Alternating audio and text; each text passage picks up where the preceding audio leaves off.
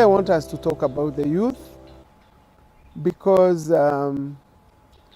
some of us have been pushing the youth thinking they are the worst, and it's only that we have not given, we should be blamed, mostly parents, because we are the ones who are not giving them guidance. And so I always like to refer to the age where we belong, because who is the youth? The youth is that person we say from 18 to 35. But there is another younger youth who is an adolescent. These adolescents, that is 12 to 17, are the ones who graduate to the next group, that is 18 to 35. And in this 18 to 35, some are at the university, others are working, others are getting married. But when I talk of confusion at 12, between 12 and 17, it affects even those ones. Because this one who was confused, when he gets into the other development stage, he becomes isolated. And this other one, who negotiated the previous development stage, now develops what we call intimacy. So in these two groups, there are two forces that fight. In the adolescents, we say they have confusion versus identity. In this other one of 18 to 35, there is isolation versus intimacy. And that is why you find that if they were not brought up, we keep on blaming them. This girl is disturbing me. She's moving out with her friends. If she's not well directed, she gets more confused. And these are the young children we find going to bashes just because they have had their bashes. They attend and they don't know what they are all about. But these ones with identity, we even ask questions. Unaniambia twende huko tukafanye nini? Unataka niende, what am I gaining? Or they have an identity.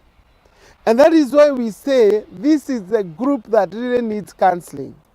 Because the counselor will help them to identify themselves and know where they are. They work together until they make these children to know themselves.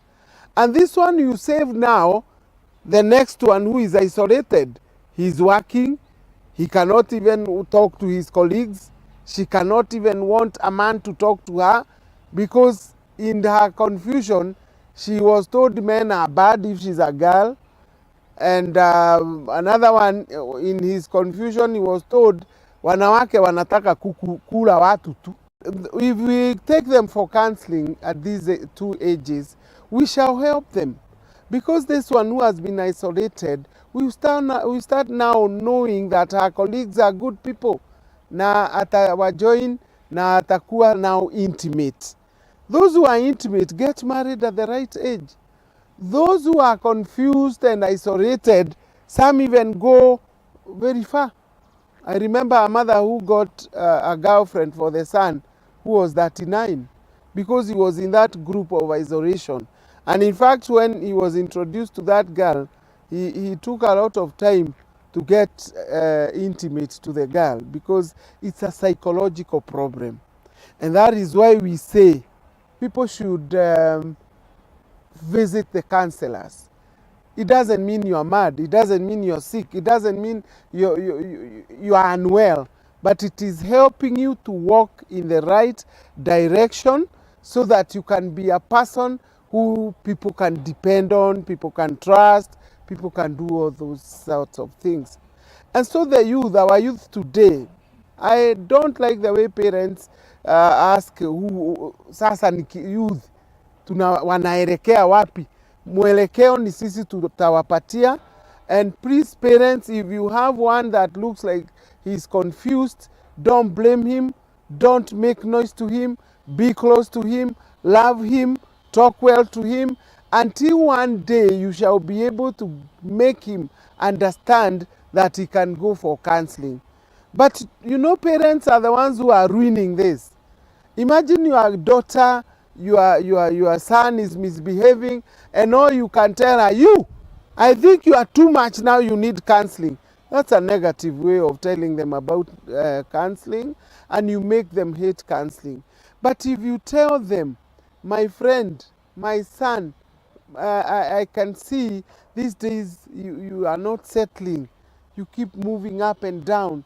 You are not settled. I would like you to go and meet my friend. We call counselors friends if you want to succeed. I would like you to go and meet my friend who can help you know what you want. Today there are some youth you ask in high school. I said I have taught for 30 years in high school. And you ask a student, what do you want to become? And Anakwambia, imagine, I don't know. I'll ask Madhe. I don't know. I'll ask Mbuyu. And this is her. So if a child talks like that, teachers help them. Usually I'm happy because most teachers, they are not trained as counselors, but they are counselors naturally because they have been given raw materials to make something out of the raw materials. So you have to think of what to do to help this youth. And so I would like parents to approach their youth in a friendly way, loving them, not making too much noise to them.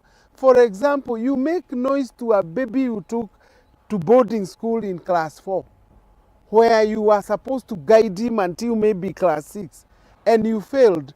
And so now when he does something wrong, you are on him and calling him names and telling him, I wish I didn't give back to you. Na wewe ndio ulimpoteza, ulipompeleka boarding class 4, hakujua hata which is bad and what is good. And so we should go back to our youth, start loving them, talk to them nicely, and show them the way. Because our youth, they are very good. And youth, even if you hear parents making noise or neighbors, just understand that they can see something wrong with you and accept to be told what is wrong with you.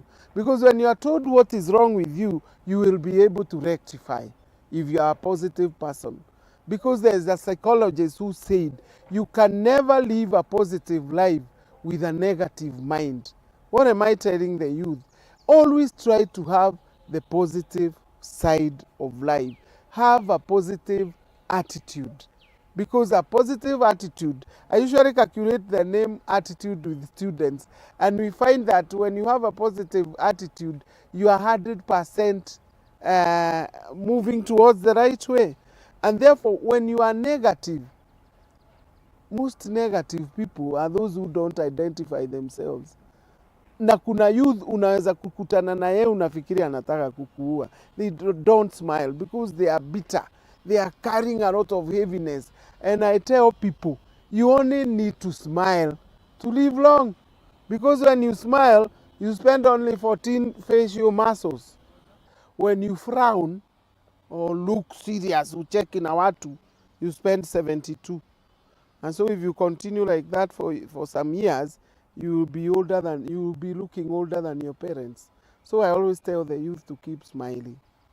And I tell the youth they are very energetic. They should be like the eagle. They should fly high in whatever they want. And they should communicate. Our youth are suffering because of lack of the 6 life skills. Number 1, some of them are not assertive. Be assertive.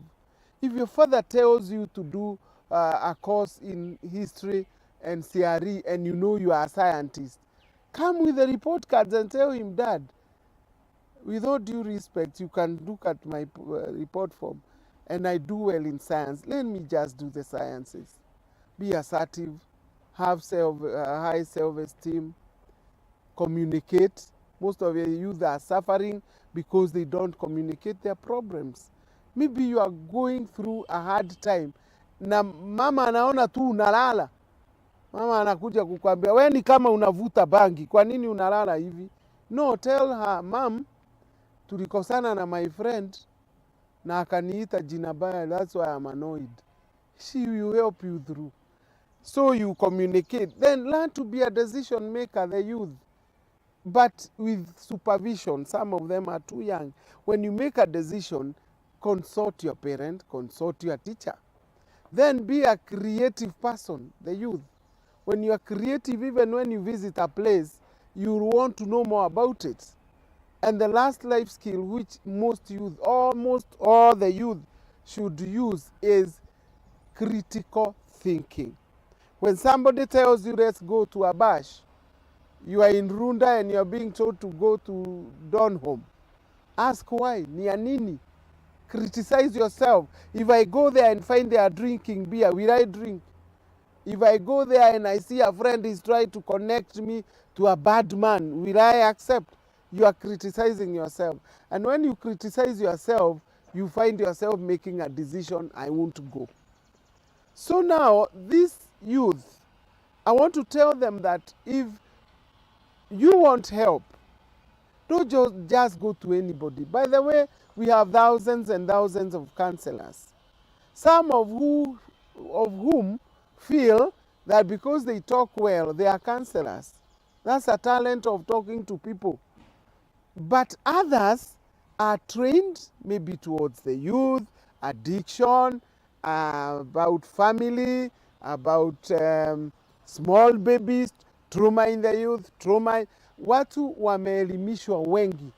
Try to find out the professional counselors, because you might go to a counselor who is not conversant with what you are looking for, and you'll be disappointed. And these are the people you find on the road saying, I wish I didn't go.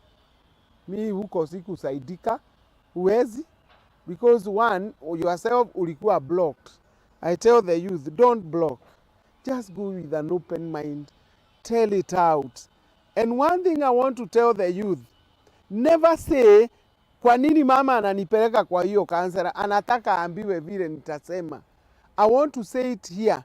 Counselors are an oath of confidentiality.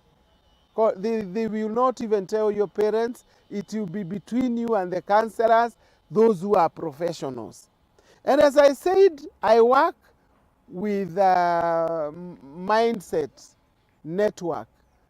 I can advertise mine, because even when I'm a teacher, I say I teach in this, that school. I say that is my school. So even here, I first of all talk about the one I work with. I'm in a team of psychological counselors. We are seasoned. And that is why I would want them to come to Mindset. There are many others. You can go to the internet. Go decide. You cannot be forced. Choose the one that you want. But we are ready. We work with those people who want, because we are very good listeners, and we like the youth. We know the youth. We are getting future presidents, future lawyers, future doctors from the youth.